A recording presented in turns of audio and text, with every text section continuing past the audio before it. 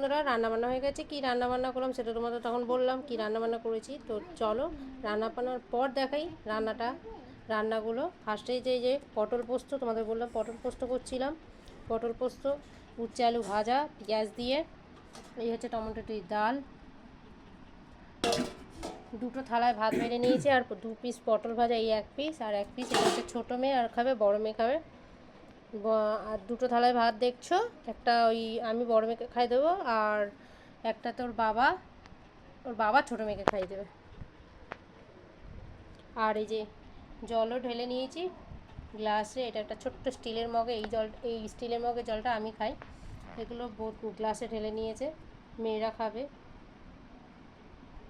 এই হচ্ছে আজকে দুপুরের খাওয়া দাওয়ার মানে মেনু। তোমাদের কেমন লাগলো অবশ্যই কমেন্টে জানিও। চলো খাওয়া দাওয়াটা করে নিই।